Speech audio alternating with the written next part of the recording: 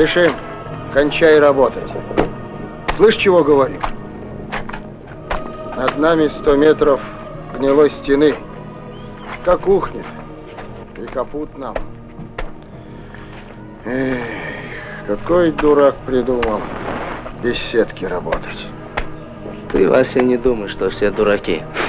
Вот сейчас отару пригонит, и овцы сдохнут без воды. Эй, берегись!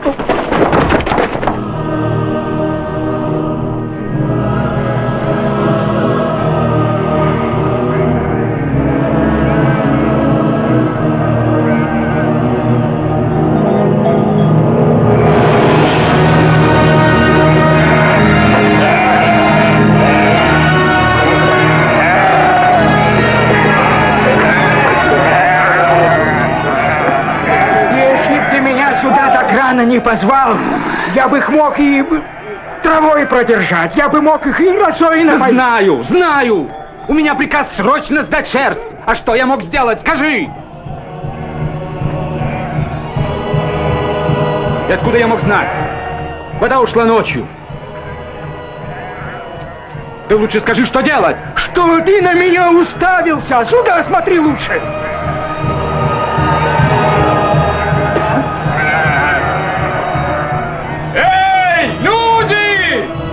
Подойдите к колодцу! Быстрее, быстрее! Дети тоже! Все подходите! Слушайте меня и передайте другим! Я прошу всех, кто до вечера может быть без воды! Что там болтает этот безбожник? Он говорит, вах, какое наступило замечательное время. Туркменский народ давно мечтал, что в пустыню придет так много воды. С ума можно сойти. Вах. Ну и время. Как в сказке, а? Что он говорит? Он сказал всем принести из дома воду. Конечно, перед корреспондентом хочешь себе показать. Да брось, что он для себя не знаю, не видишь, бараны дохнут. Смотри. А что думает об этом мулла? Когда Аллах посылает людям беду, это вовсе не значит наша беда. Убрать башлыка. Другого случая не будет. Перестань. Ну ладно, отец. Я пошел домой. Скажу матери, чтоб не давала воду. А если народ принесет воду, тогда что? Ну сколько они ему могут принести? Уже и так часть отары погибла. Ты думаешь, народ ему простит? А вот мы теперь должны быть в стороне. Пускай будет без нас.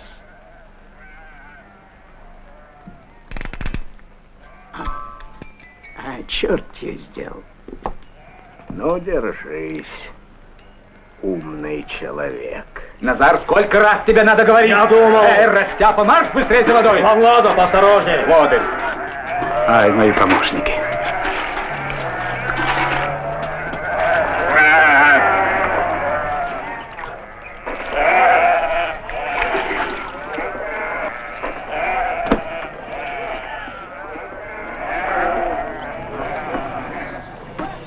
Можно говорить смело, она глухая. Только делай вид, что говоришь о шерсти, улыбайся. Да шерсть-то башлык сдаст. А вместо мяса верблюжий помет будет сдавать, что ли? Сейчас главное натравить стариков, тогда и народ пойдет. Ага. А как это сделать? Этим займется мулла. Давно пора поставить своего человека, иначе нам житья не будет. Эй, башлык, не забудь сказать корреспондентам, что у нас скоро тоже метро будет. А из колодца не воду, молоко пьем. Пусть напишет такую статью, чтобы тебе сразу орден дали. Мерет ага, ты принес воду? Сапар ага, ты, Курбан ага, ты. Сеид ага. Ни один из вас не принес воду, а сидите здесь и болтаете. Я не требую от вас воды. Но каждый должен поступать по совести.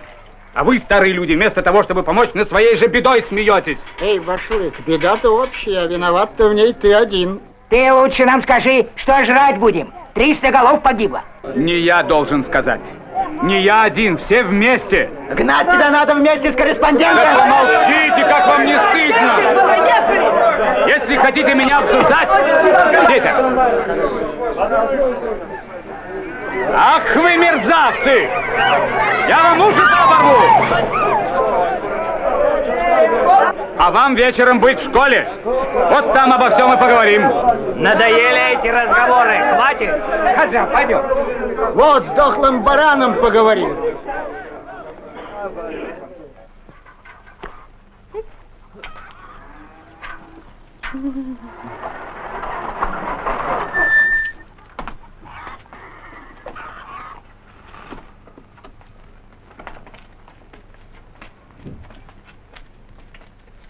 Бешим, поставь ведра на место. Башлыку свою воду таскай. Может, он тебе деньги на Колым даст. Вон из моего дома! А ты что стоишь? Неси воду Назару.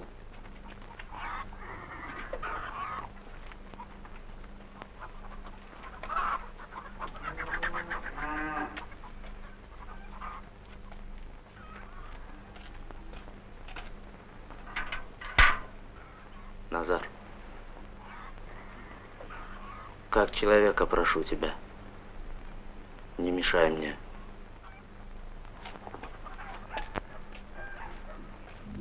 Знаешь, я раньше платил Колым только из-за гордости. Ну, чтоб не сказали, что я жадный. А теперь не буду.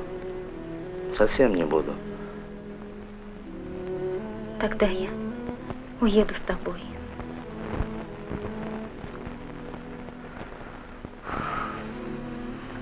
Я тоже думал об этом. Но тебе же ведь надо 10 классов окончить. Вот потом, ладно? Брат сказал, если ты деньги не привез, плохо сделает. Не бойся. Чё ты? Брат ненавидит тебя. Он дружит с Назаром. Говорит, когда ты уедешь на канал, отдаст меня за Назара. Чего? Я боюсь, Бешим. Канал, манал, я не знаю. Он там деньги заработает или нет, тоже не знаю. Только долго ждать я не могу. Знаешь, люди скажут, что я дешево ценю свою дочь. Конечно, Колым плохой закон, но его не я придумал, а?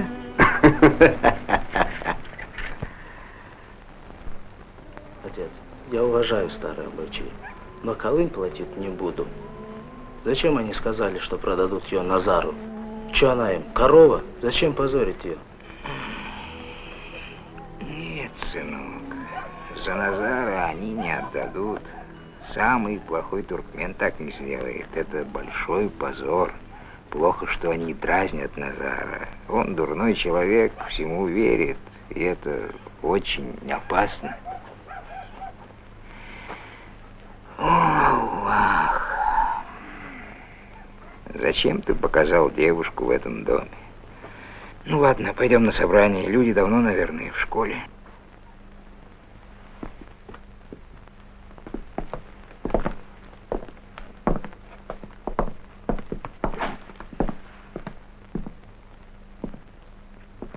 Ты что, дурак? Или мало учили? Или не советский человек? Почему сам себе не хозяин? Бумага говорит, барана, верблюда резать, ты режешь. Народ плачет, ты сам плачешь. Догоняй, Америка, догоняй, Америка. Куда догоняй? Слушай, какая Америка? Америка куда? Мы куда? Народ обижаешь. Крепко обижаешь. Во! Потому что ты не джигит. За народ драться не хочешь. Если так одну ошибку сделаешь, народ...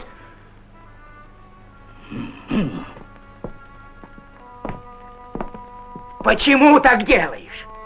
Когда бумага на твоей стороне, Ты как лев с народом говоришь. А вот народ на твоей стороне. Ты дрожишь перед бумажкой, как зайчонок. Во многом тут газета виновата. Был тут корреспондент, Саша Зурабов, написал статью, разукрасил. А народ думает, председатель заставил. Старые колодцы сохнут, а новые рыть не разрешают. Говорят, канал скоро будет.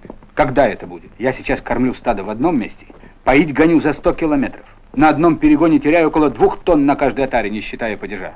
Просил Сашку написать об этом. А он такое написал. Не жизнь, а малина. Ты хоть не пиши, как Сашка. Видишь ли, я не уверен, что мою статью напечатают. Именно потому, что я не напишу, как Сашка. Напечатают. Ты им скажи, когда в газетах врут, как Сашка. Народ думает, помогать не хотят. Людям правда нужна, понимаешь? Ты думаешь, я не понимаю, что благороднее писать правду? Нет, Петенька, от меня ее никто не требует. Никто не хочет верить правде, если она некрасивая. Ладно, Саш. Хватит об этом. Завтра я отнесу статью о старом ауле. И в ней будет все только правда. А шеф ее зарежет.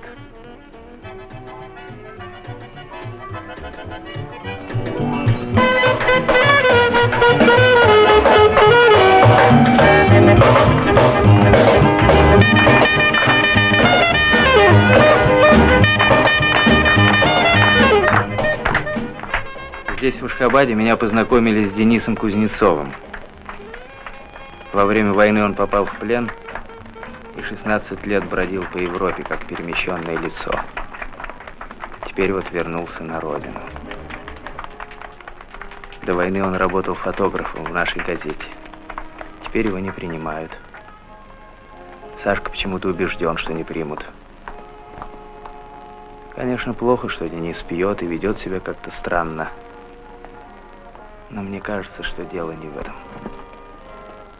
Это только повод.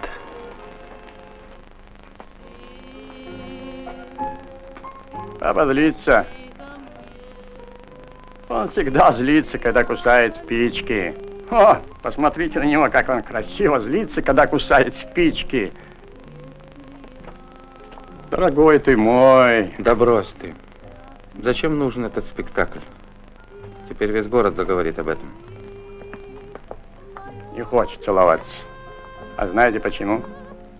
Лет 20 тому назад, когда мы были молодыми и красивыми, то есть красивым был я, не так ли, папа? Вот, он ничуть не изменился.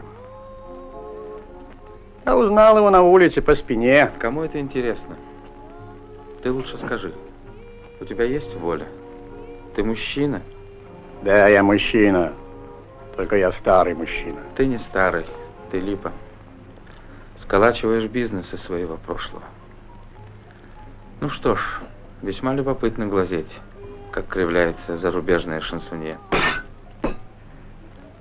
Если б ты прожил такую жизнь, как я, папа. Я прожил свою. От Берлина до Москвы я ехал с одним попом. Интересный такой поп. Пьяница и растрига. Все боялся. А я его успокаивал. Если бы не я, остался бы где-нибудь в Польше, не доезжая Брест. И ничего, дали приход где-то под Москвой. А Сашка говорит, папу легче получить приход, чем мне устроиться в газету. Вот я и испугался. А вдруг верно не примут? Ген, я запутался. Где конец? Это что, оба ваши? Нет, что вы, мой один. Тот, который в очках. А это его товарищ, однокашник. Между прочим, любопытная судьба у этого Гены. У него два отца. Один, который его воспитывал с детства, а вот недавно явился другой, настоящий. 16 лет где-то бродяжничал за границей, вот явился алкоголик. И черт его знает, что у него там на душе. Ну и... Ты что, Гена, Артем Иванович, вы о ком говорили? Как о ком? Ну ты же знаешь, что твой отец... Папа! Папа, ты же знал, что Гена не знает. Да, но я считал... Неправда, папа. Ты свинья. Сукин сын! Мерзавец! Вон отсюда! Гена! Вот видите? Гена! Юра, вернись, я запрещаю! На.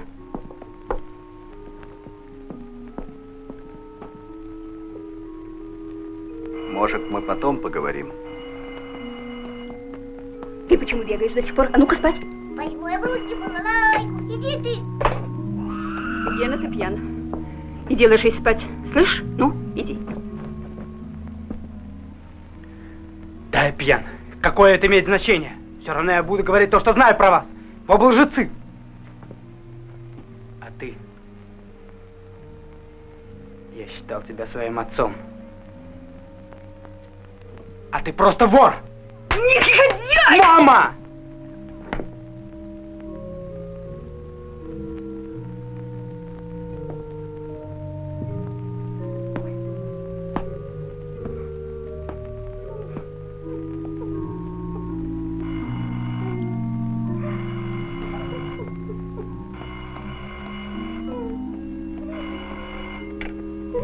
Звоните, пожалуйста, мы уже спим.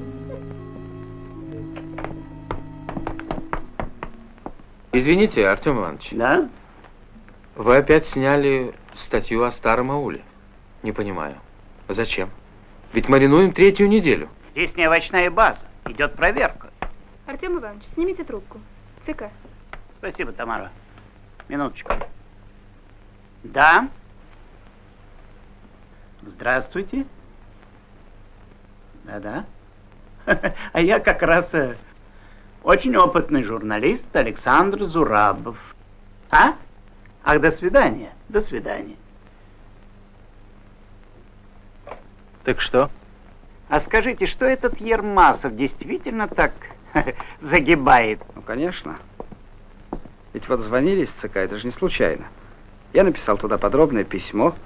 Его подписали проектировщики, рабочие. Да-да. Ну что ж, вам придется поехать на трассу канала и все это выяснить. Относительно Ермасова? Не только. Все в целом. Есть целый ряд уважаемых работников. Вот, например, товарищ Хорюк, начальник восточного участка, да и многие другие. Черт, до сих пор не могут исправить звонок. Артем Иванович, я хотел Атаниас Мурадович, нельзя так настырно проталкивать один материал. Можно подумать, что вы лично заинтересованы. Да, лично. Я родился в этом ауле. Вот видите? Я заинтересован, потому что знаю, то, что написал Корышев, правда. Корышев москвич. Он впервые в жизни увидел аул. Что он там может понять? А письмо Дурдеева? Дурдеев лицо заинтересованное. И перестаньте выхватать меня за горло. У меня куча дел. Артем Иванович, я вынужден передать материал в «Известию». Но прежде зайду в ЦК и выясню, так ли вредна для нашей партии правда, как вы полагаете. Вы не имеете права. Это политическое обвинение. А вы имеете право подозревать Корышева в антисоветчине за его гражданскую честность? Я этого не говорил. Я только сказал, что слишком сгущены краски. Конечно. Сравнительно с той блестящей шелухой Зурабова, любая истина покажется грязной. Оставьте эти проповеди вашей бабушки. Я их выучил, когда вы еще без трусов ходили. Тамара, почему до сих пор не починили? Ты остаешься? Да, мне еще нужно здесь. Пошлите за монтером. Хорошо, я зайду к вечеру. И принесите мне график. Извините. А вы что, тоже насчет статьи? Да, но я уже слышал. Я хочу узнать, что вы решили с Кузнецовым. А, с алкоголиком. Собственно, вопрос о кадрах я лично не решаю. Но, честно говоря, мне он не очень приглянулся. Ну, может быть, я ошибаюсь. Понятно. Значит, нет? Я этого не сказал. Вопрос решается. Но вот вам мой совет. Не будьте таким активным в этих делах. Тем более вы. Рано еще. Идите. Там, в концлагере, один гестаповец-боксер отрабатывал на мне точность удара. Печень. Сердце. Я все выдержал. Вот после этого жизнь для меня боксер, а я беззащитная груша. К ударам судьбы я привык. Главное не уклоняться, а встать после удара. Это непостижимо. Это несовместимо ни с тем, как мы думаем, как мы живем, как мы хотим жить. Для меня важно знать, один Лузгин или его кто-то поддерживает выше. Вы все-таки сходите в сектор печати. Если и там, то Сашка прав в какой-то степени. Сашка всегда прав. В какой-то степени. Потому что нос держит по ветру. Вы закончили ваш репортаж? Да. Все это чепуха, Петя. Ваш редактор просто трус. Меня примут на работу. Главное не в этом. Вечером у меня встреча с сыном, и это решит, останусь ли я здесь или уеду к черту на рога.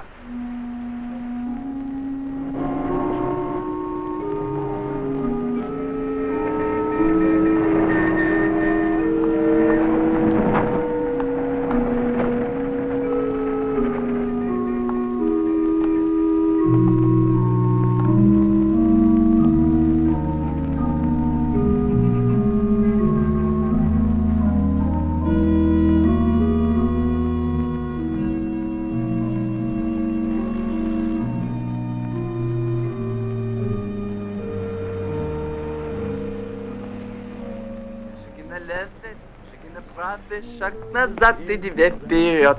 Кавалеры приглашают даму, там, где дорожки, там вперед.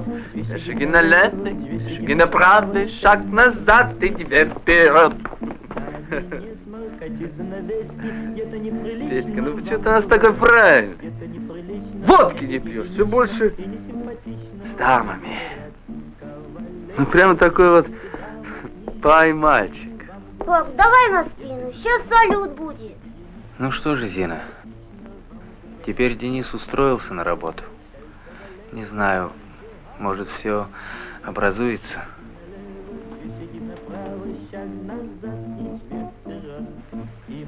Заговор? Ну-ну. Один думает, Сашка трус, а вы все декабристы, ну-ну. Только ничего не изменится в этом мире. Вот не настолько. Уверяю вас, господа. Ну, хорошо, устроили вы Дениса. Бурные вам аплодисменты. А ты о сестре подумала, как она будет жить с ним бок о бок? А сын? Что ты за нас переживаешь? Мы как-нибудь сами, голубчик, сами.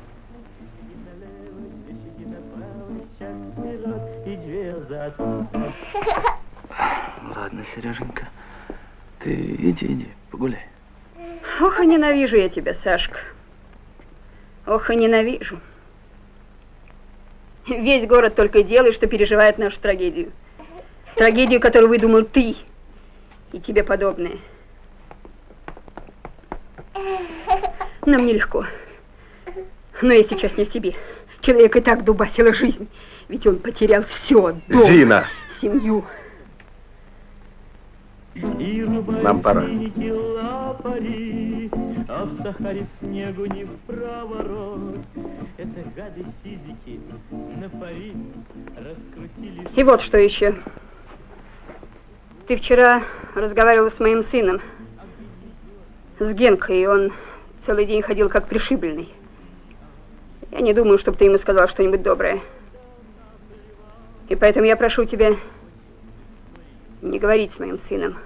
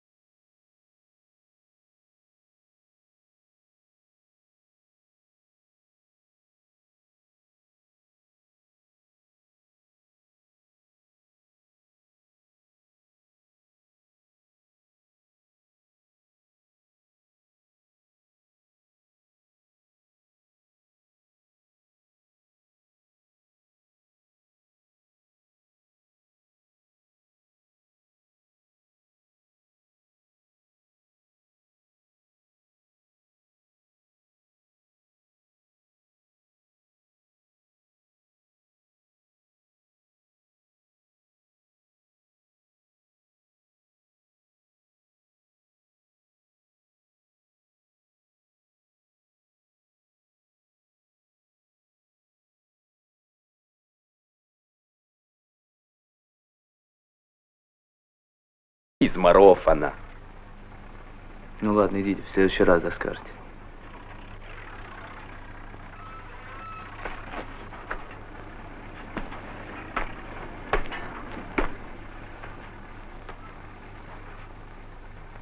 Ладно, иду.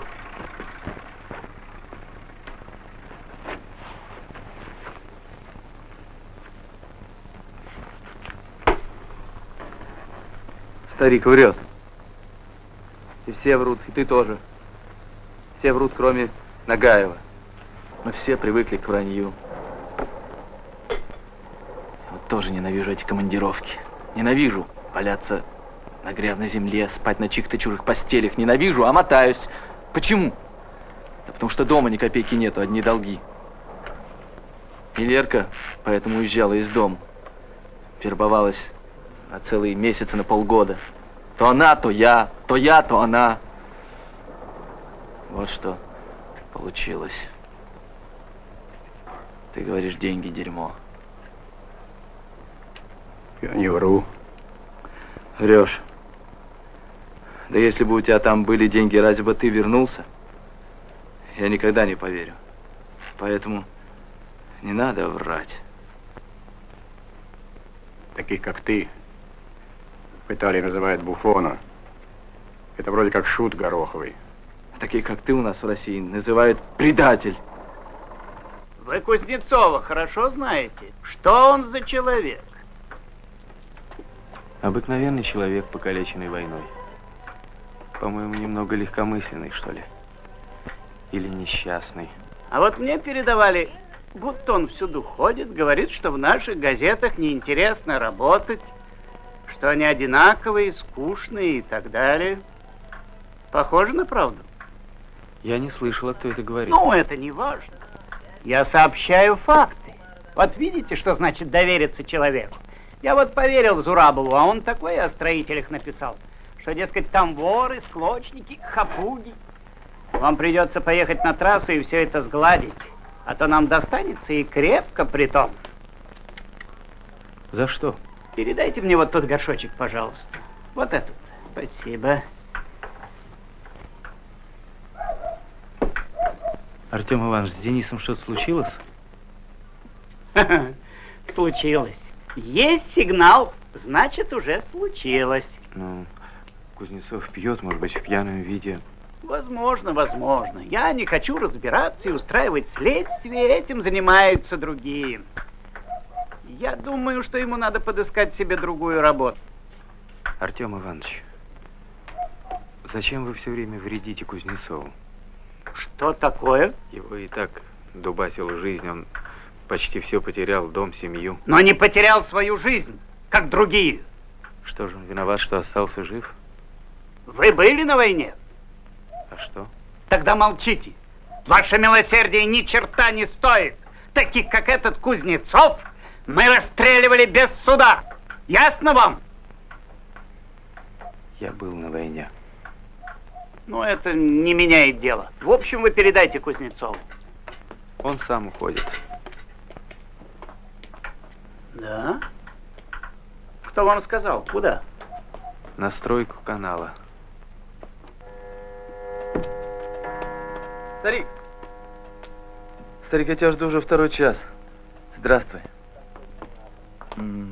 Ты, кажется, едешь на трассу. Да. Карабашу. Сукин сын.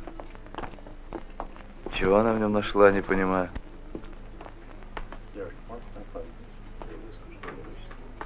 Ты когда едешь? Послезавтра. Да отстаньте вы. В чем дело там? Хам. Чего? Да не связывайтесь. Пошли. Шляются тут всякие подонки. Прости, Людочка, я сейчас.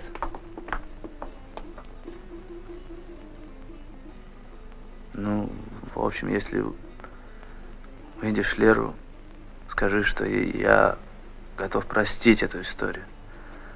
Но при одном условии, если она уйдет из экспедиции. Хватит с меня. Хорошо, Саша, я передам.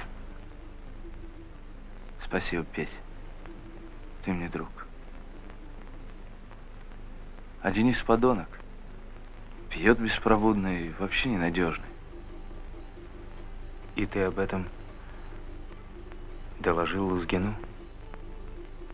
Да, а что? Да ты же сам знаешь. Он пьет все время, он гонит отовсюду.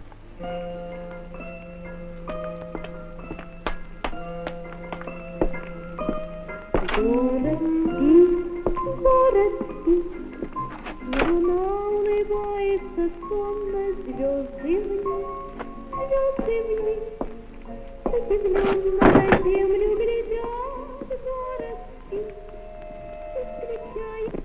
Ты что такой злой?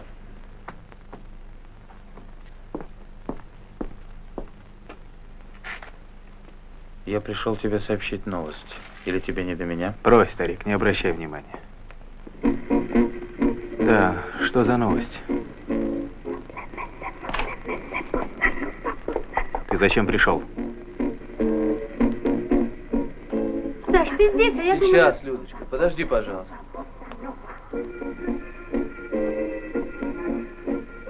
Ладно, я только умоюсь.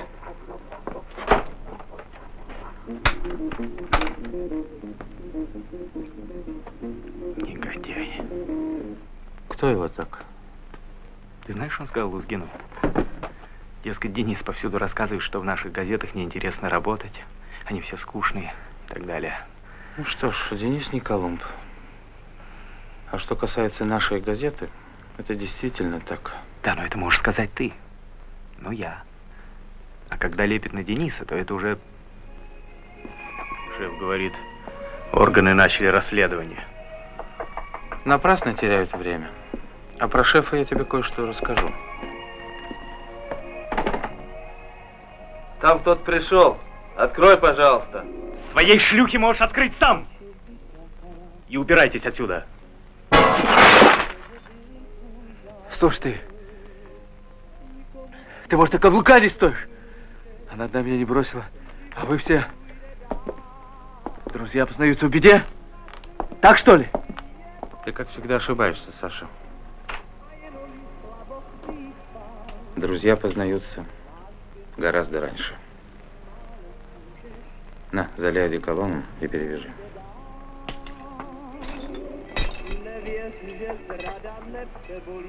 Петя, открой, кто-то стучит. Да, войдите, кто там? Артем Иванович? Вы знаете, я стучал, хотел было уже уходить, а дежурный говорит, стучите сильнее, они должны быть дома. Ну и вот, я вам не помешал. Да нет, вы проходите, пожалуйста. Спасибо. Вы меня извините, у меня здесь... Ничего, я понимаю. Садитесь, пожалуйста. Благодарю вас.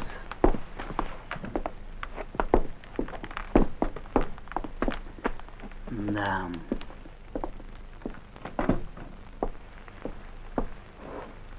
Только вы садитесь, а то как-то... А, да. Сейчас.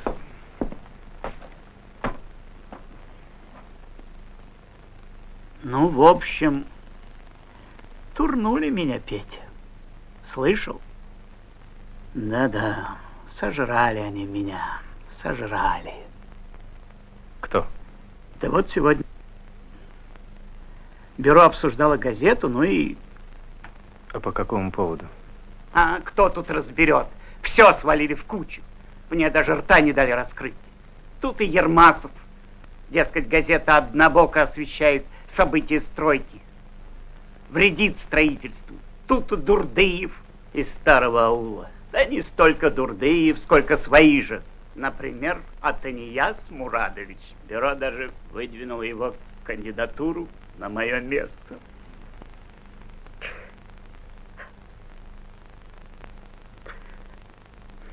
Что с вами, Артем Иванович? Обидно, Петенька. Я ведь и в Москве работал, и здесь 12 лет бухать. Ничего, вы не беспокойтесь, это сейчас пройдет, ничего.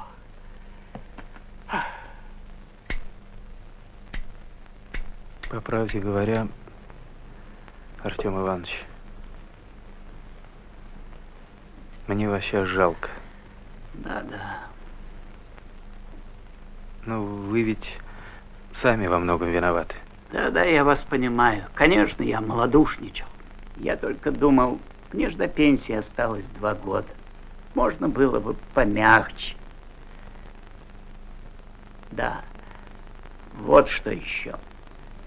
Вы тут дружите с Зурабовым. Я вам не советую.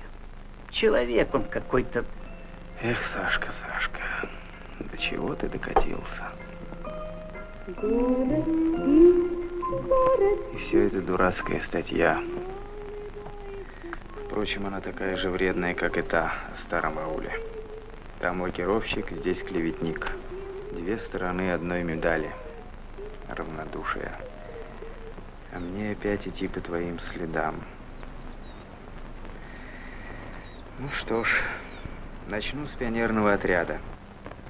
Люди всегда в сердце пустыни.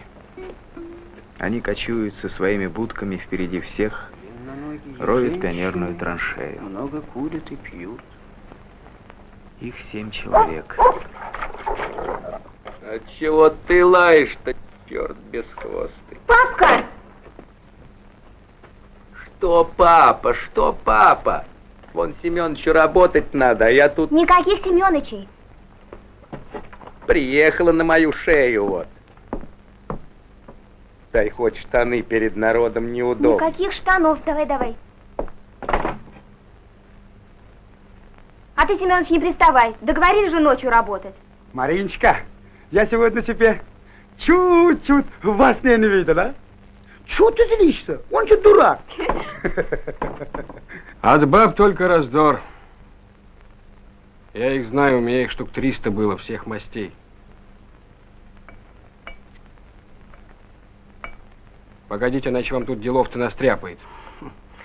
Да кому что? Ты ведь ее стряпню ешь, не отказываешься. Вон 5-й прется. Опа! Бежимка, ты откуда? Папка, ты куда? Попробуй вот подойди. Сенька! Батя! Батя! Подожди, за барханчик место пойдем, а? Ты чё так рано? Аль соскучился в отпуске. Да, соскучился, Семёныч. Отпусти в забой, буду день и ночь работать. Ишь ты, какой горячий.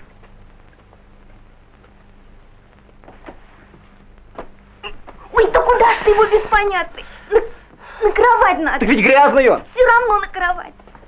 Не управлюсь. Бери здесь. Взяли. Раз. Ребята где? Ребят поехали в поселок за водой. Ваня, я. Вот так. Ой, намочи полотенце. Да не там, должна греться. А где? В погребе. Ну, я сказал, ребят поехали за водой. Там.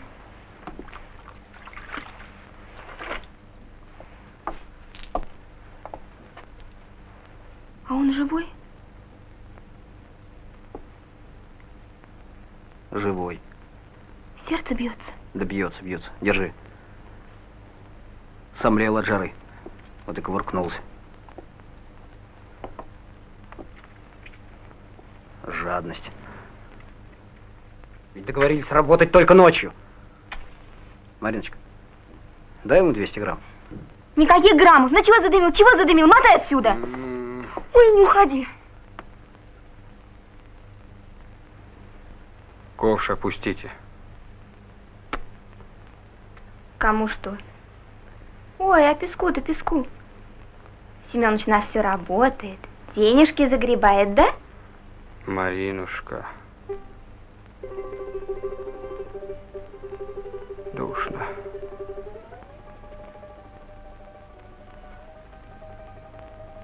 Открой, милое окошко. Сейчас.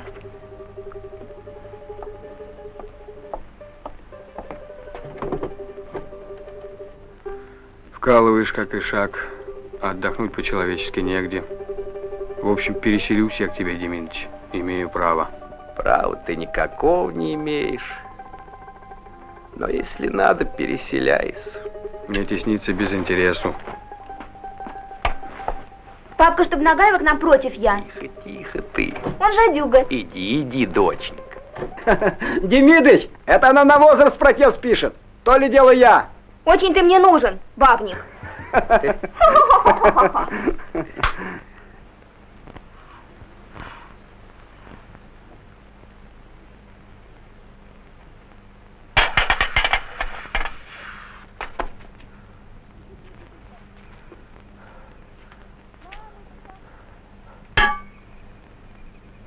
Ясень мелкий дождичек брызжет сквозь туман.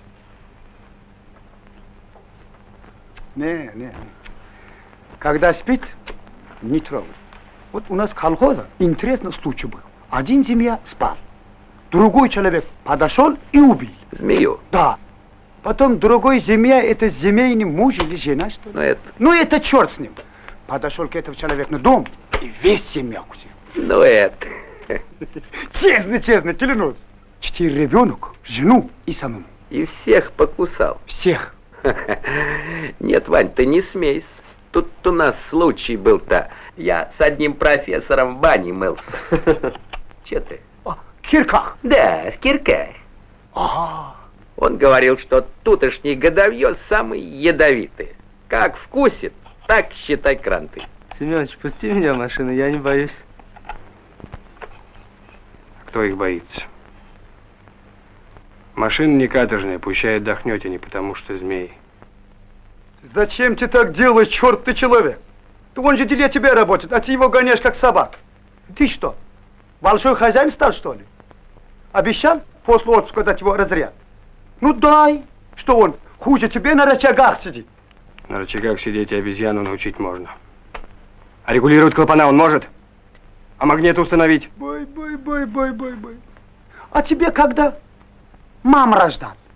Ты знаешь, что ли, что такое клапан, а? Я, Семёныч, всегда просил тебя. Покажи, как делать. Если вы научить хотели. Учитель из меня плохой. Я он об своей жизни думать должен. Обо мне ни у кого голова не болит.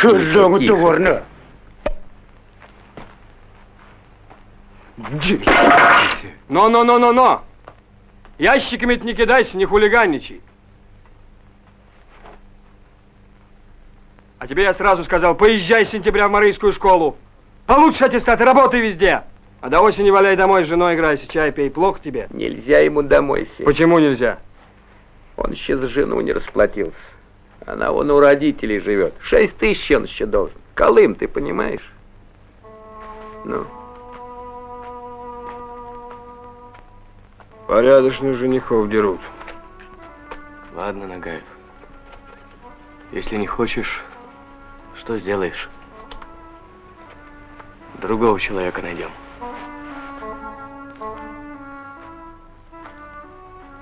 Ну и жлоб ты, Семёныч. Да. Ну, пойдем, бог с собой, поработаем.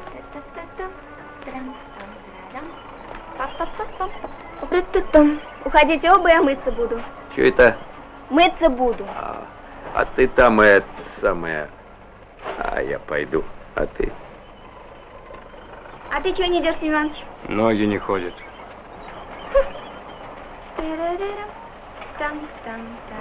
Ну, если повернешься, как дам тазом по голове, вот тогда узнаешь. Нужна ты мне, как коровий зонтик.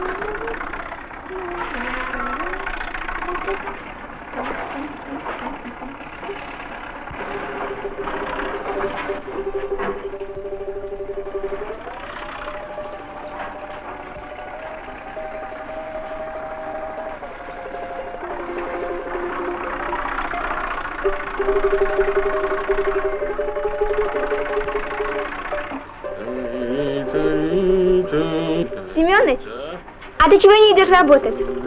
С тобой, может, хочу посидеть. А я знаю, чего на тебя ребята ругаются. Дураки, чего скажешь? Нет, верно. Тебя никто не любит. А почему?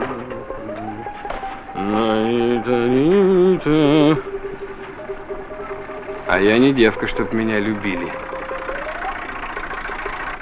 Ты что, с ума сошел? Чего дерешься? Тебя не спросила.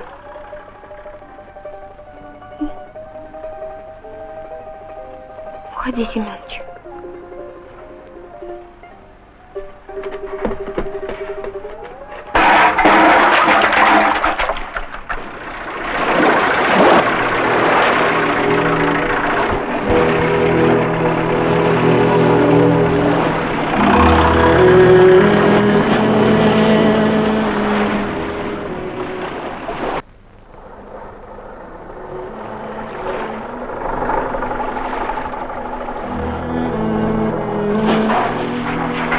Не всю жизнь Семен Нагаев бобылем гулял. Была и у него жена, ребеночек. А вернулся с войны, жена за другого вышла. Надо же. Значит, не любила она тебя, Семенович. А за что любить? Пришел я гол, как сокол, барахла германского не привез, как другие. А Сережка он завгар, у него вся область в руках. Такие дела проворачивал, держись. Ну ничего, я теперь понял, как жить надо. Были деньги у Нагаева, так всем был хорош. И мне все нравились. А как не стало их, родная жена смоталась. А дочка большая? 18-й нынче. Я по свету помотался. Все про все знаю. А зачем, Семенович? Что зачем? Ну вот, здесь-то зачем деньги? Ведь мы что друг другу ничего не покупаем, а? Ты дурочку-то не ломай. Иди лучше за дровами шлепай. Бешим, ты никак совсем. Да, Демидович.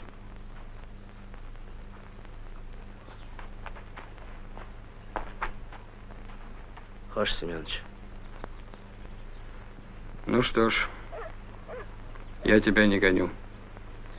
Если ехать нельзя, оставайся. А насчет разряда, как сказал.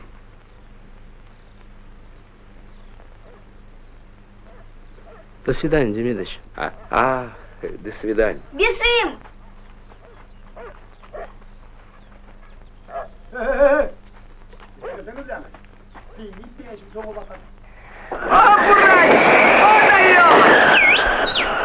Хорошо, Семенович! Опа! Теперь по-пластушке, вот так! А, дурак, ты хоть бы белье снял, между прочим! Ничего, пустите наш команда! Тахикинский базар! Да где ты? А, дурной! Где хозяйка? Куда ушла? За дровами уперлась. Закрой рот, задохнешься. Пошли. Бокс, бокс! Куда убежал? Ищи хозяйку! Ух, черт!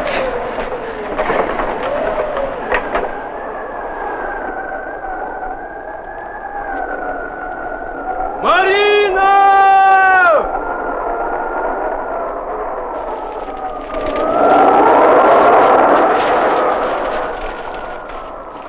Маринка! Вот черт дурной, ребятам не сказал, сорвался. Теперь жри песок, подыхай, балда ослиная. Я считаю Ермасова самым крупным инженером во всей Средней Азии. Я даже люблю его, несмотря на несносный характер самодура. А разве можно любить самодура? Угу. Да. А вы спросите у женщин, они вам скажут. А сейчас я восхищаюсь его выдержкой. Он клокочет, как самовар, готов убить меня, но молчит. Кстати, в этом заслуга моей статьи. Я как раз писал там, что он криклив, груб. И все-таки эта статья вас не украсила, Геннадий Максимович. Согласен. Газета извратила мою статью. Зачем вы оправдаетесь, Геннадий Максимович? И письмо ваше в ЦК, и дело, которое вы завели на нас в прокуратуре, лично у меня не вызывает никакой злобы. Напротив, я даже благодарен вам в какой-то степени.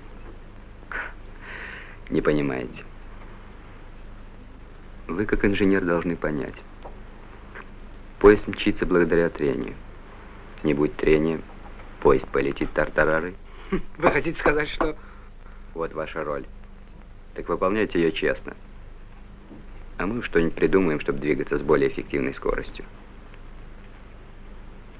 Только Ермасова оставьте в покое. И срывать вашу злобу к нам на Ермасове некрасиво. Тем более он сделал многое для вас. Постойте, у нас еще час времени, сядьте. Не час, а 40 минут, пока сдадим вещи. Но я не хочу разговаривать с вами на ходу, черт возьми! Лена, стаканы! Сядьте.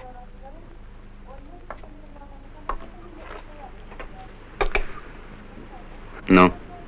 Да, я написал. Это не секрет. Я не оправдываюсь, но я высказал свои соображения объективно. Зачем? Это ж бессмысленно. Все равно Ермасов поступит по-своему. Товарищ Карабаш, не забывайте, что наступило другое время, время коллективного разума. Не морочьте мне голову, вы. Я не такой дурак, как вы полагаете.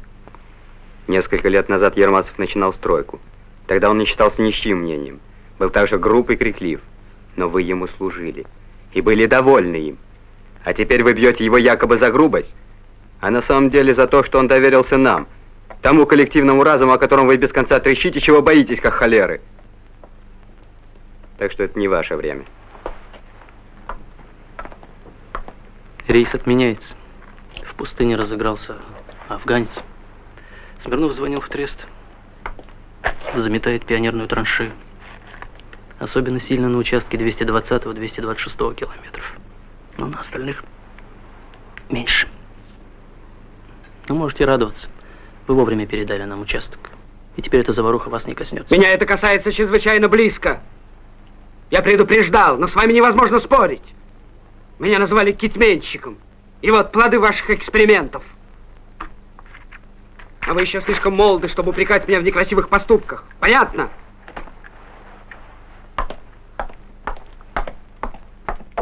А тебя вот весь трясет.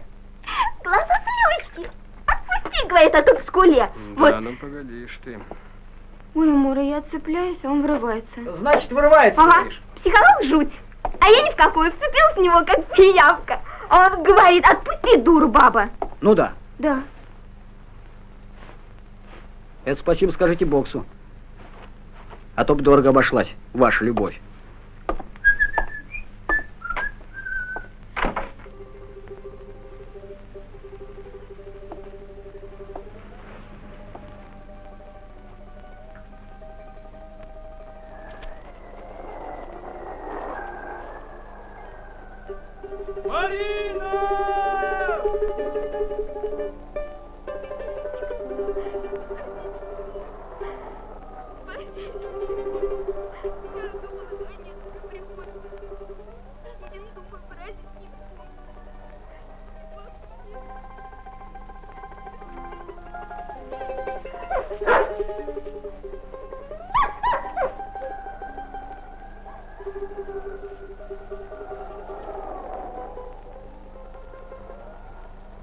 Спаситель ты мой.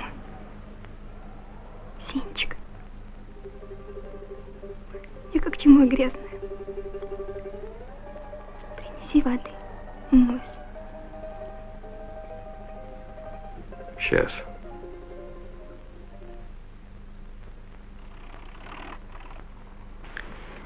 Афганец засыпал траншею. Стихия начисто стерла главное преимущество бульдозерного метода – скорость. Теперь, чтобы отстоять метод Карабаша, нужно было за месяц восстановить траншею и пустить воду на этом участке. Сюда была брошена вся техника, но машин не хватало. Хорев злорадствовал. Он вызвал специальную комиссию, чтобы зафиксировать якобы провал нового метода. Степан Иванович, давайте делать свое дело, а они пускай суетятся вокруг него. Что это они? Вам тут хорошо зарылись в песок, а они все ко мне идут. И в ЦК вызывает тоже меня. Они... И все-таки без машин мы им ничего не докажем. Машин пока нет. И не будет. Может быть, танки попробовать? Какие танки?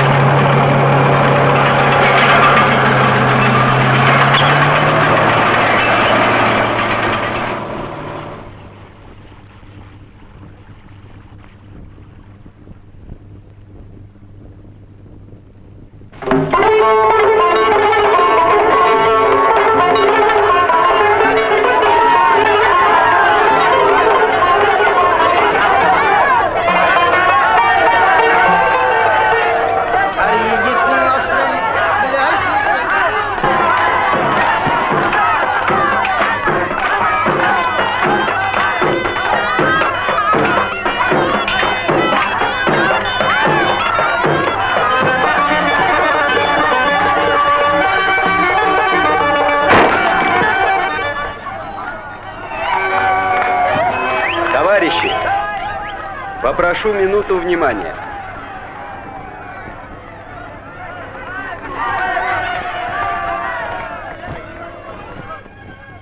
Товарищи, очень не хочется сегодня делать что-то обычное. Например, мне не хочется говорить традиционную праздничную речь. И поэтому мы решили, что перед вами выступит только один человек. Это старейший Чабан. Ему 97 лет. Всю свою жизнь он прожил в песках. Ну, попросим его.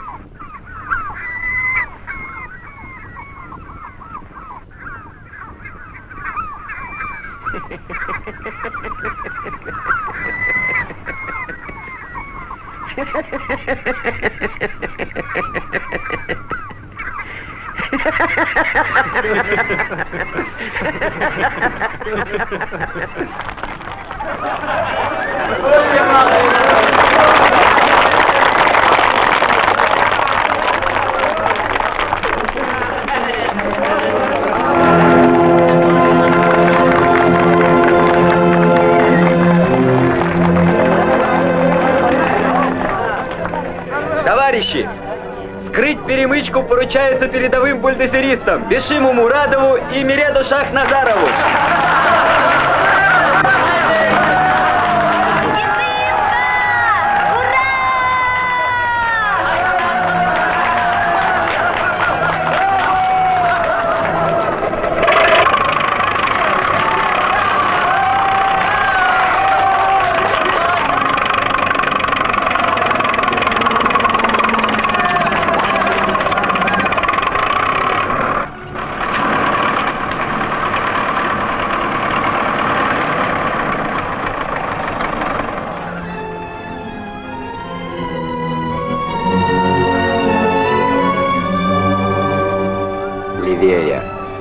Левее же. Черт глухой. Геннадий Максимович, вы лучше идите туда, они так не поймут. Сейчас я скажу. Ладно, вы тут сами, а я сейчас. Я хотел сказать насчет танков. Товарищ капитан, опять нужна ваша помощь. Дайте, пожалуйста, танки. Я уже говорил, они идут.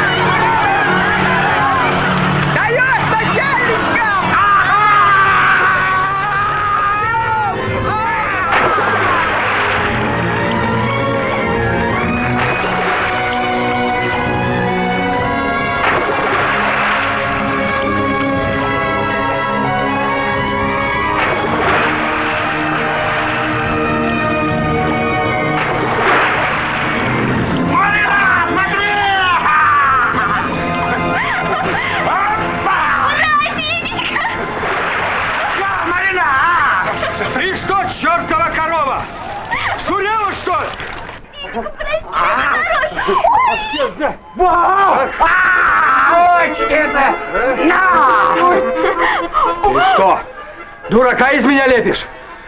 Поехали домой! Ну? Сенечка, ну я ж, прости меня, золотой ты мой драгоценный. Выстираю эти брюки, выглажу, будут как из магазина. Ну что ты как волк? Ну надо же, разозлился. Ну прости меня, честно. Поехали! На чем поехали? Машин-то нет. Найдем! Ну чего вы не поделили, ну?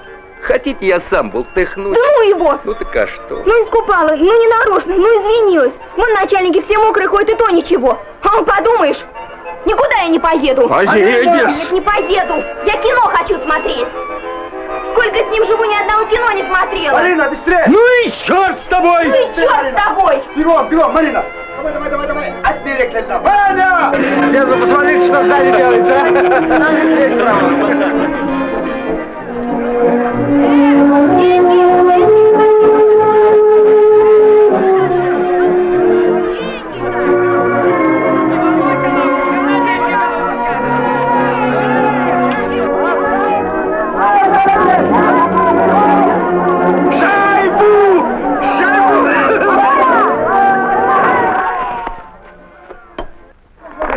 Мариночка, ты, говорят, за ногами шла, на деньги позарилась. Кто говорит? Дураки говорят. Правильно сделала. Про любовь лалакать каждый может. А без денег прожить никто не может. Да брось ты эту китыню, носить, что ли, ее собираешься? Я тебе такую вещь покажу. Подожди немного.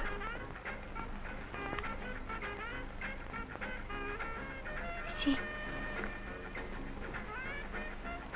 Сенечка. Как же это? Слушай, старый. Слушаю. Я тут решил Маринку на бульдозер взять.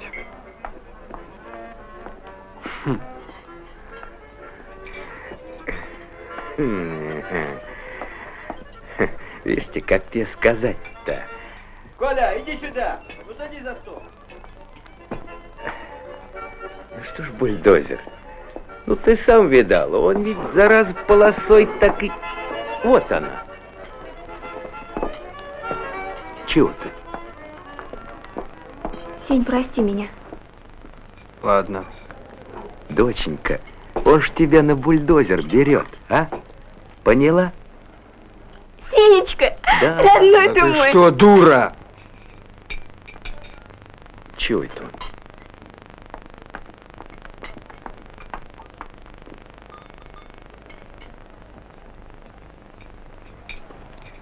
Может, выпьешь, а?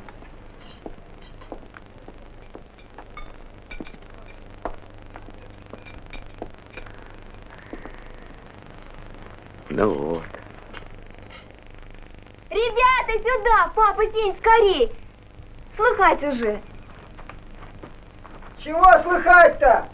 Чего слыхать-то? Марица слыхать! Все, что нам навстречу роют. Ладно, тебе не ори, и так услышим.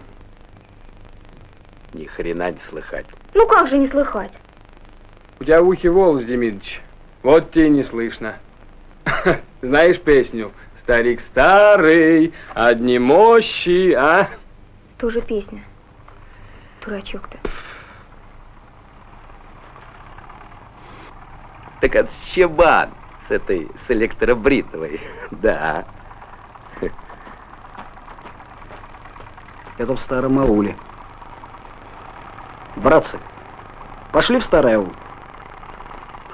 Заодно к Бешимке на плов заглянем, а? Вы идите, ребята. А я не пойду. Почему? Их, пока вода не придет, не пойду туда! Ай, Бегеля, отсюда чельпин! Вах, вах, какое замечательное время. Старый человек утонул в песках.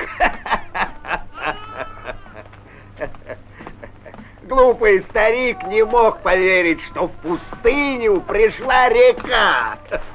Какое замечательное время. Что скажет об этом наш мулла? О, Аллах поможет. Скоро и мы будем ловить рыбу в канале. О, старики, настало время вечерней молитвы.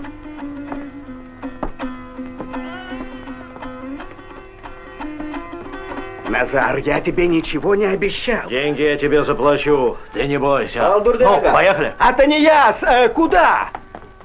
Какие деньги? Большое спасибо, Халбуляга. Ну что вы так рано собрались? Останьтесь, сейчас плов будет. Берды, вернись! Я тебя прошу, Атанияс, останьтесь здесь и заночуйте. Нет, нам нужно еще работать. Я хотел тебя предупредить. Чего предупреждать? А тебя что? Ничего. На, успокой племянника. А то ты шалопай, напугали его. Бешим Назар сказал, что отберет Агульджан силой.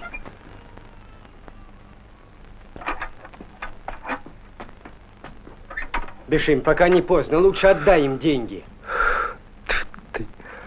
Да уйдешь ты, наконец. Халуй несчастный.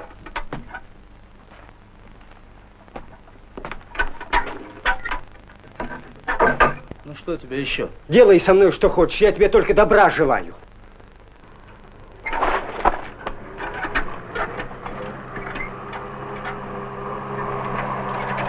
Кондотар, Назар приехал.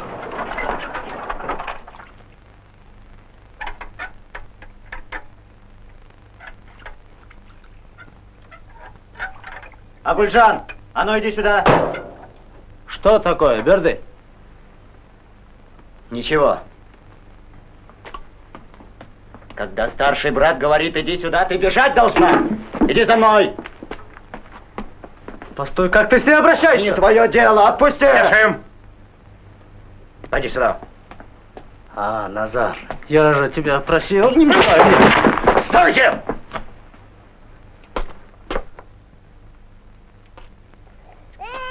Бешим, где ты? Я тебе это прощаю, Бешим.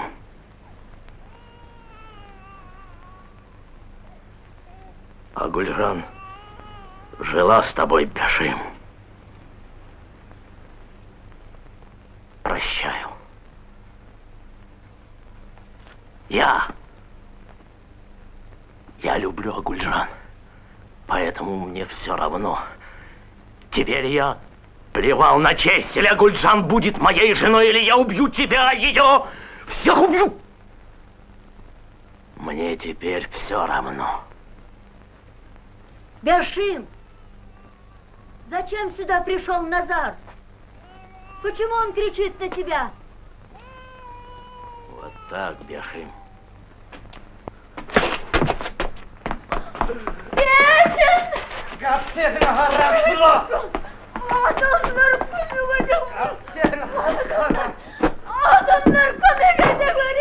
Бяшим! Бяшим-джан! Агульджан! Господи! Да куда вы все пропали? Что случилось? Агульджан! Где ты?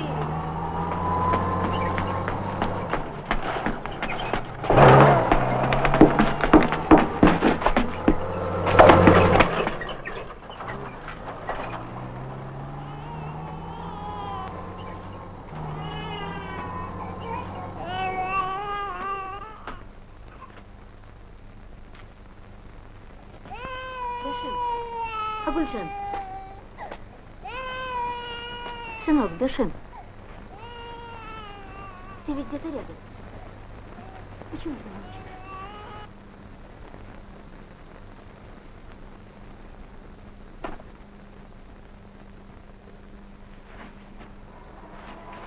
Назар! Назар! Останови! Что тебе, что?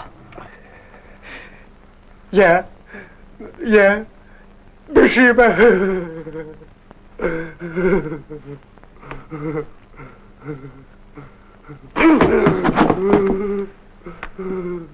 Слюнтяй, ты что, расстрела захотел, заморож?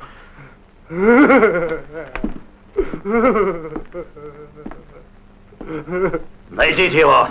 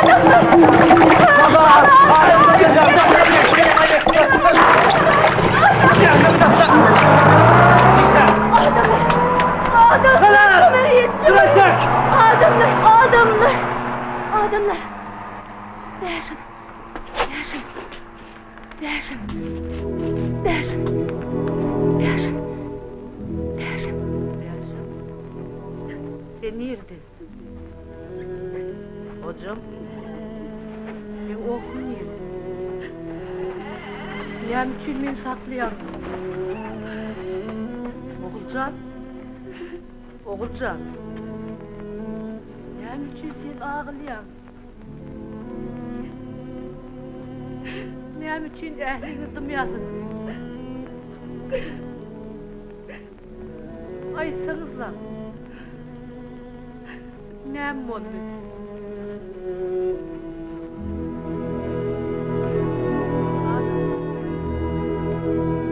Bir kuşunu bilen ağrıyor.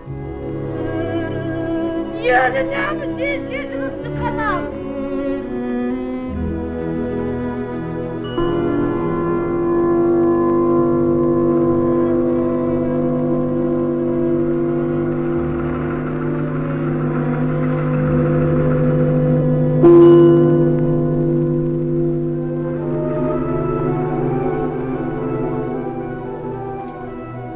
Бяшимку жалко.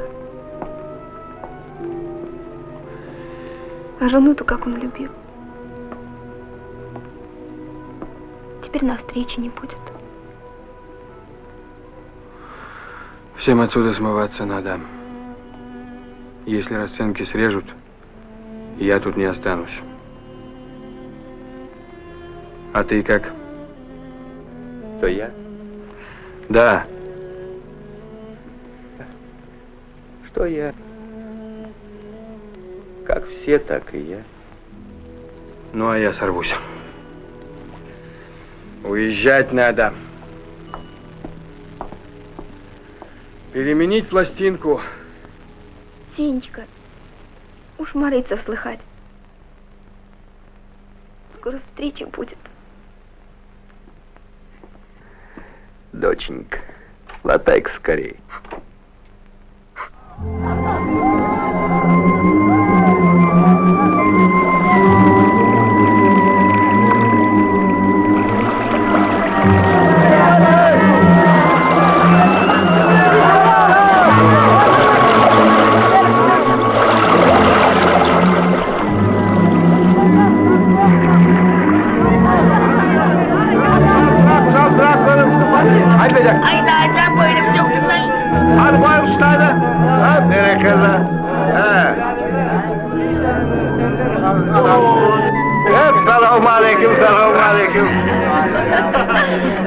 Примите наши скромные дары.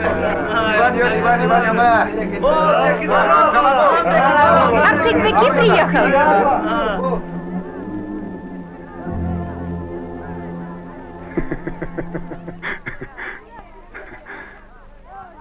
Вот я. Вода. Теперь ты меня простишь, а?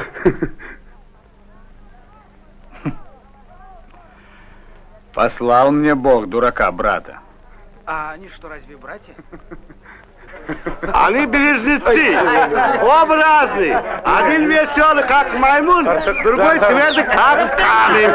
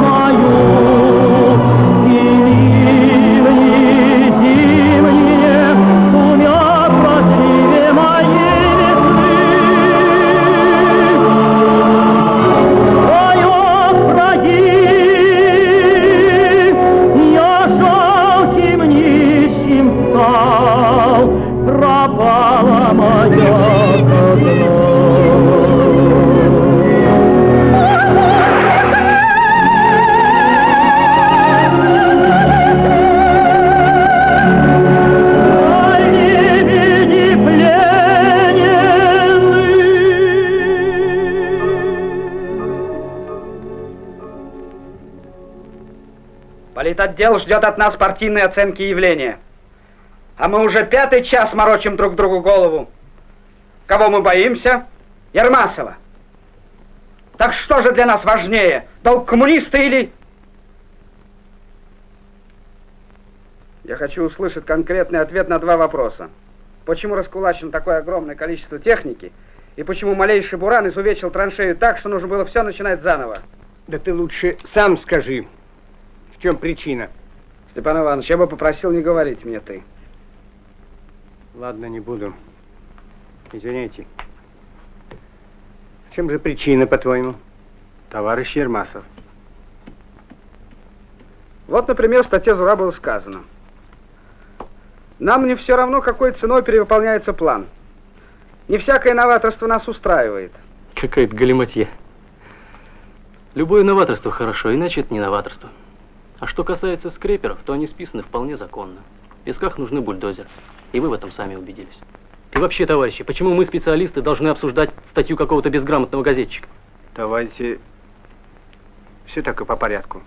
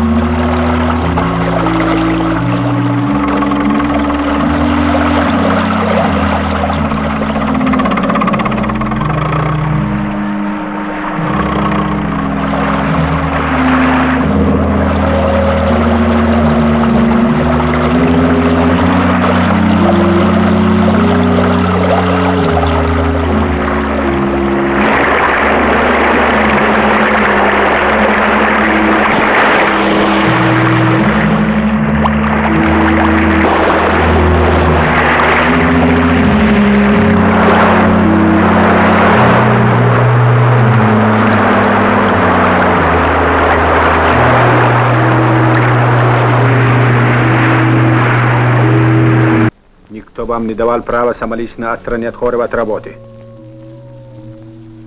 Вы любите говорить о новом времени, а сами действуете. Тоже самоуправство, грубость. И вообще я не понимаю, о чем мы думали, когда шли на это, Степан Иванович? О чем не думать? Жизнь моя прожита. Детей нет. Думал скорее провести воду. А о чем мне еще думать?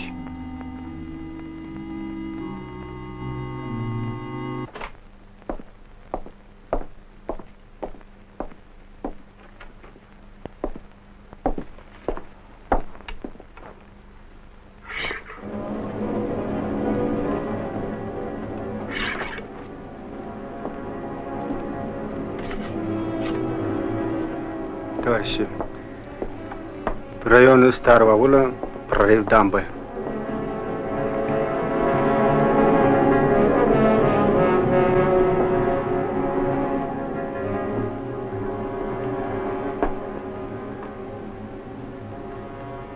Командуйте, Степан Иванович. Пока командуйте.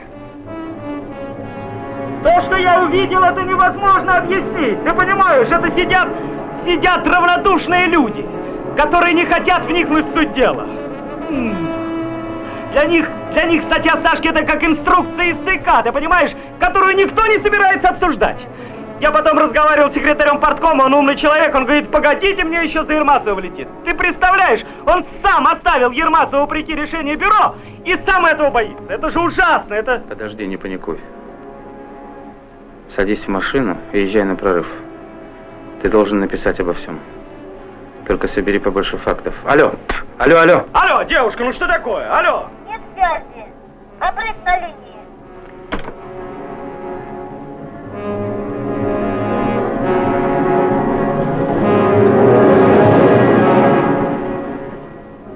Надо что-то делать. Надо писать. Писать о том, что я знаю. О Туркмении, например. О том, как меняются времена. Как на смену одним людям приходят другие. Как я сам теряюсь в этом грохоте, в этом шуме. Иначе я погибну.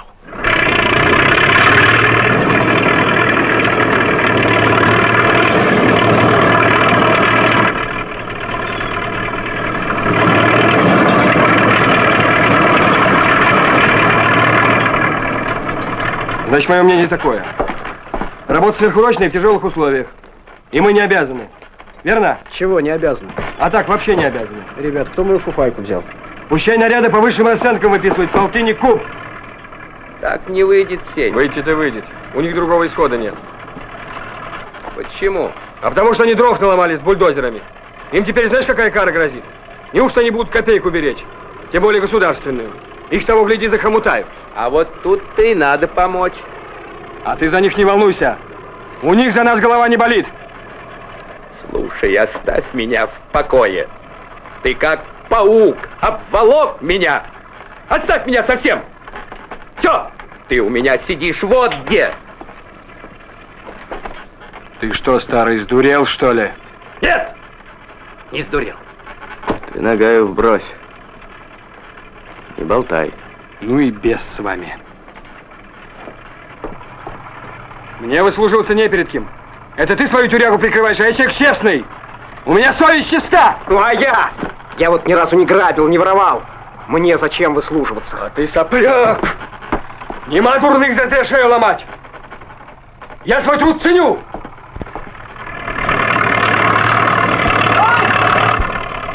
Маринка! Стой, говорят тебе, стой!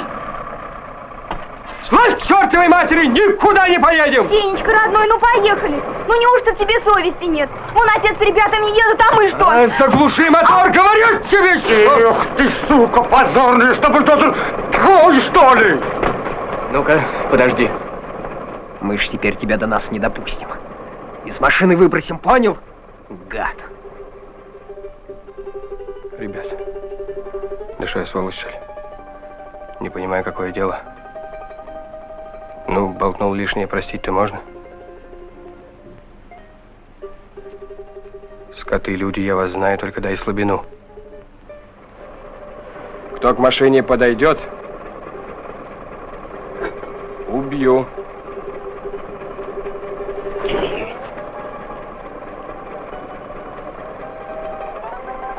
Проститутки. Вы что ж, все на одного? А ну, слазь с машины! Берем расчет! Марина, езжай. Времени нет. Пошли, ребят. Слазь, говорят! Ой, дурак же. Марина!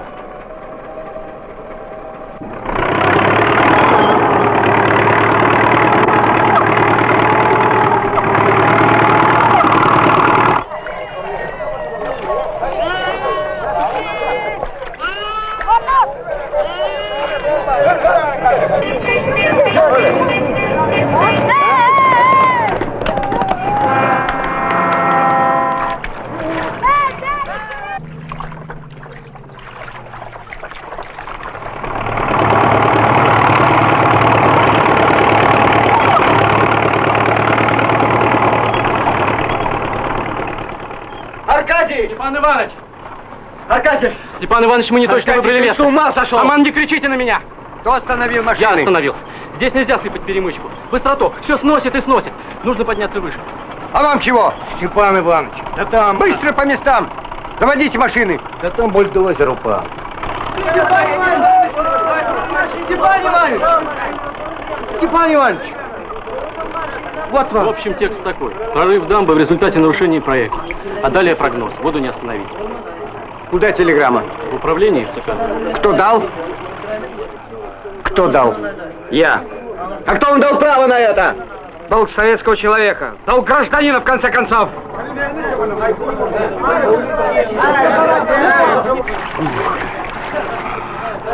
На, выпей, старик. Ну, спасибо. Остяпа. Чего ты ругаешь? Чудак ты человек. Варык. Зумбарайби. Ты, ей-богу, Ваня, невозможно работать. Ну что, земля, что ли? Как у вас делится русский с мясом, который трясет, а? Холодец? А вот молодец. Без турканай, Турсонов. Я и бульдозер не может плавать. Пошел и пошел. Что тебе, асфальт нужен? Какой асфальт? Сынкин сын. Чего стоите? Несите трос, будем спасать машину. Да нельзя же, Степан Иванович, образуется новый прорыв. Нужно спасать перемычку. Будем спасать машину.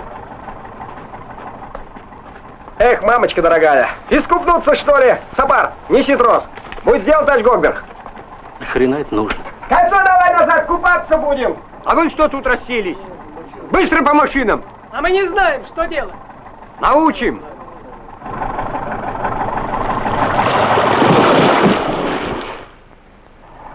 Степан Иванович, я вначале не понял, но Гогберг говорит дело. Надо немедленно перебросить часть техники выше, а то у нас... Мог без паники. Надо было раньше думать. Вы же сами распорядились без нас. А ты б лучше стоял и помалкивал. Вот когда будешь отвечать за все сам, вот тогда и чирикай. А пока я отвечаю, и под зад получаю тоже я, а не ты.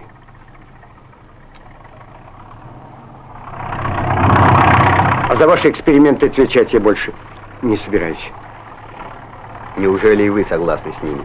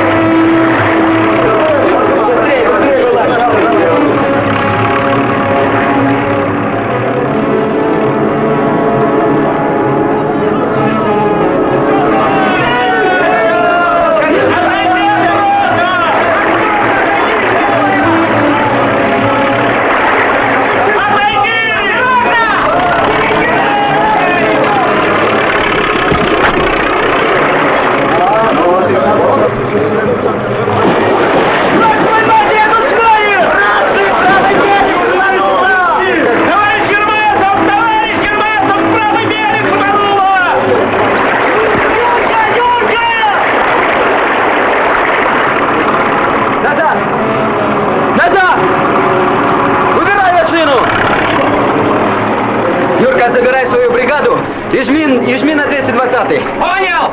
Вперед, хлопцы! Где наша не пропадала?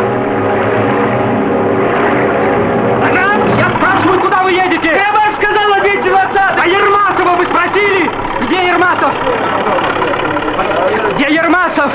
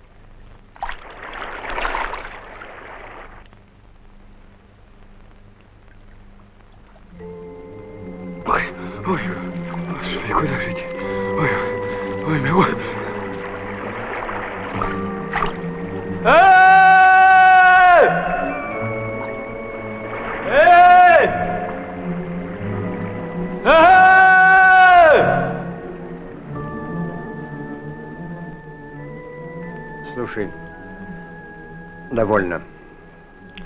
Оставь меня. Раньше я преклонялся перед вашей сокрушительной энергией. Преклонялся, несмотря на ваш несносный характер самодура. Но сейчас вы стали не тот.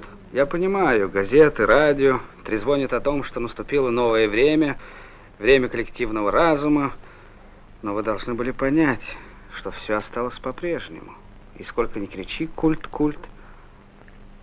а роль личности осталась прежней. Ах ты, гад. Ты же бил меня за культ. Это не я. Сейчас модно ругать культ, и газета извратила мою статью. Я писал совсем обратное. Но дело не в этом. Вы должны понять меня. Мы люди одной закваски. Вы рангом выше, я ниже, согласен. Ты, друг, ко мне не примазывайся. Посмотри, какой ты розовый. А ведь мы с тобой почти одногодки. Но ты из тех, кому во все времена жилось сытно. Приспосабливаешься. В этом твое тараканье счастье. Я живу ровно, Степан Иванович. А вот вы приспосабливаетесь. Не хотите, а приспосабливаетесь. Нянчились с этими юнцами, скрипя сердце, тащили их за сопли, они взяли и плюнули вам в душу. Что же это такое? Да уйдешь ты, наконец, отсюда, клоп лысый! Ну-ну. Значит, понимаешь. Ты все понимаешь, Степан. Ты это понял еще на бюро. Поэтому сегодня крушил все и вся. Малость перегибал, но я снова восхищался тобой. Только это было поздно. Они крепко вцепились в твои права, теперь уж не отнимешь. Есть там кто-нибудь? Уберите эту мерзость. Я ухожу. Ухожу.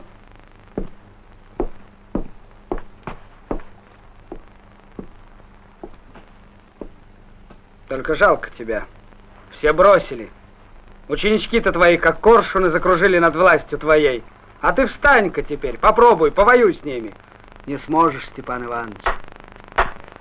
Ладно, ладно, я ухожу. Ты думаешь, я пойду драться с ними? Во! Все думали, Хорев дурак. Не понимает, что бульдозер вещь, что они молодцы. Я все понимал, Степан. Я за тебя дрался, кричал тебе, не давай им волю, а ты как старый осел хлопал ушами. А теперь зачем мне драться с ними? Они сами перегрызутся. Все будет по-старому, Степан.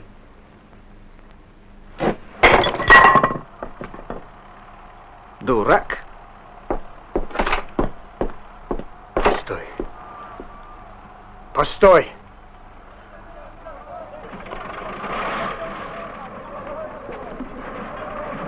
Здравствуйте. Здравствуйте. Поскорее, там Ермасову плохо.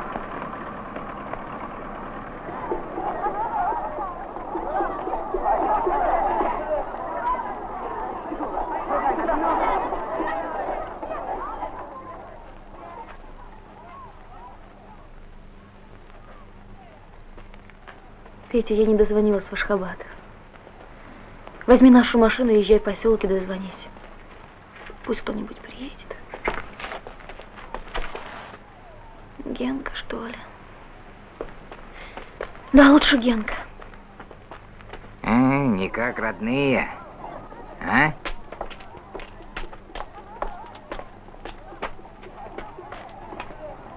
Взрослый человек на бульдозере и не спасся. Пьяный был. Черт его знает. Баджи, хлеб продаешь? Не, не пидовый.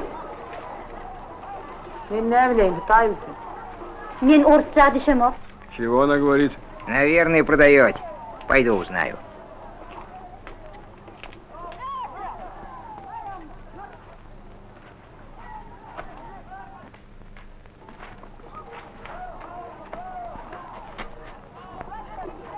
Эй, товарищ, у них такой закон, они хлеб не продают, а так дают. Иди сюда.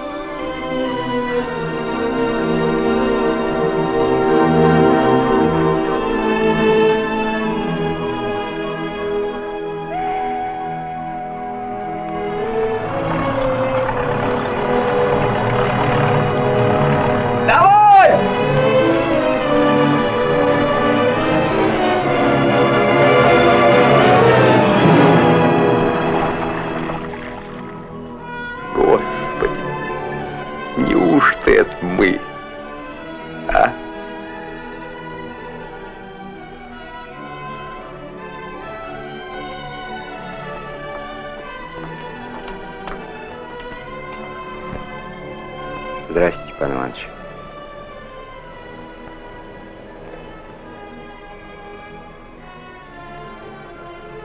Ну что там? Все в порядке.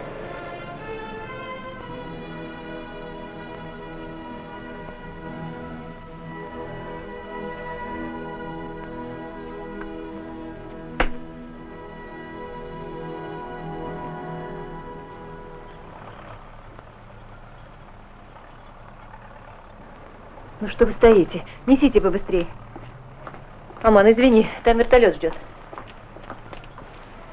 Я так и не знаю, что за человек был мой отец. Салам, Петя. Здравствуй. Одну пиалу крепкого зеленого гакчаю, пожалуйста. Ох,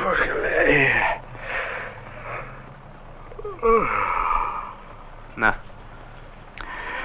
Спать хочу, умираю. Ну еще бы. Ну как ты теперь, Артык? А что? Ну, аул-то весь смыло. А-а-а.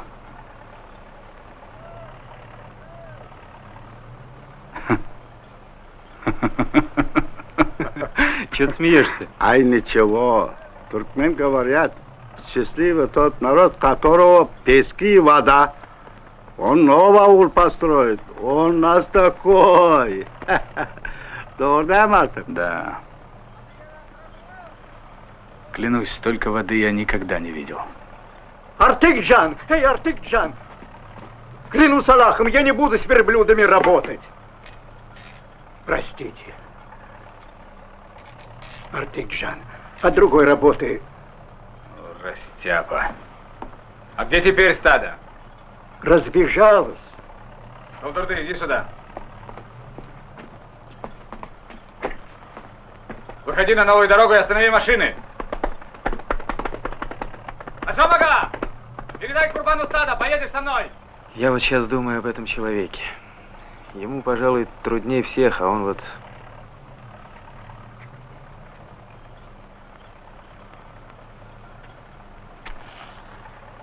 Вам это трудно понять. Вы еще слишком молоды. У вашего отца, Гена, жизнь, как вот это вот наводнение, смыло почти все. А он нашел в себе мужество начать все сначала. Вот вам предстоит жизнь. В этой яростной схватке добра и зла многое вам покажется непонятным, жестоким, несправедливым. И тогда в минуты отчаяния вы подумаете, что жизнь когда-то была добрее, краше. Не верьте. Жизнь – это постоянная жажда справедливости. А погибают от жажды только те, кто не способен ее утолять.